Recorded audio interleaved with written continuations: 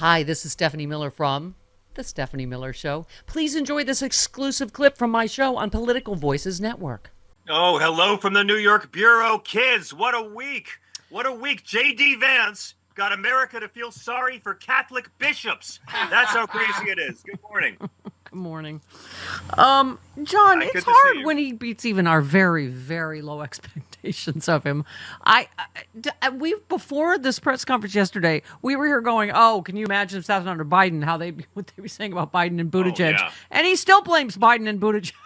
Oh my God, it's just he. Well, now be fair. He's also blaming Barack Obama and disabled people and dwarves. Okay, Yes. He really spread it around this time, and I respect that of him. I mean, we were saying on our show 2 nights ago, how long until he blames Pete Buttigieg for this, and wow. I mean, this guy's had a really, really bad week. This guy's gotten beaten down. This guy has shown that he's not a real dictator. He's not a real authoritarian because he backs down so hard. And trying to hold up federal spending, which is illegal. This 8 months pay scheme, which is illegal. Thank you. And don't do it. Don't everywhere. fall for it. He'll stiff you. I keep saying it. But that's the lesson. The lesson here is everybody in the country needs to know this guy's already buckling under public pressure. He never even complained or whined when Matt Gaetz got shunted aside. There are still checks and balances that resist him, and the media's gaslighting that there's a mandate and the country has moved to the right has been proven this week to be a lie. Thank you. And this is why we desperately need the truth tellers like you, John, because as I was saying, media got the story wrong. He backed down, not Columbia. Thank you.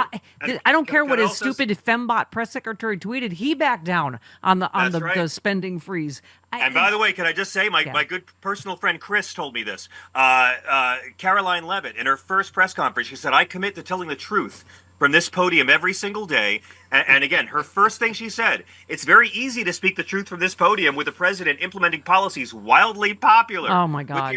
She lied there. Yeah, January 6 pardons, not wildly popular. No, none of it's popular. 59% against the birthright citizenship, 59% against the anti-DEI, 62% against the pardons, and 54% against the tariffs. He's not popular, and people are waking up. And by the way, they're all just despicable. Who's the first one? Remember we said this yesterday, Chris? Mm-hmm. I don't know what the right-wing talking point is going to be. They're going to blame, fill in the blank, and they absolutely, and then they all repeat it. Representative Andy Ogles, this is this douche from Tennessee. He said, did DEI play a role in this type of thing? He just repeated the same thing Trump just said.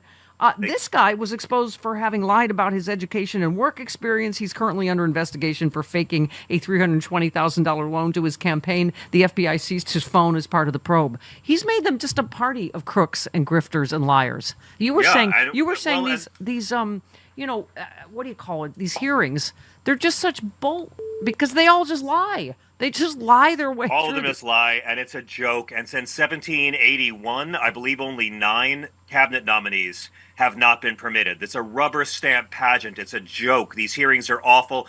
And I've got to believe that Kash Patel running the FBI has got to be karma's punishment to the FBI for the horrible way they treated Martin Luther King. The only problem is it's going to hurt the rest of us, too. And by the way, this is why Man Baby was talking about turning Guantanamo Bay into a detention center for 30,000. It's all a distraction from the funding shutdown being shut down. Yeah. That's it. He's been knocked down so many times this week. We saw the Sean Duffy nomination sail through the committee, but then 24 Democrats opposed it. We saw in a senatorial district in Iowa this week, a district that Trump won by 21%. A Democrat won it by 6 points. A 27-point swing in Iowa for Democrats this week. Guys, it's only week number 2. We are going to bring this beast to heel. By the way, so speaking of Tulsi Gabbard, Art tweeted, if Edward Snowden and Russian state media are pushing for Tulsi Gabbard to be confirmed by the Senate as DNI, then you know that she should not be.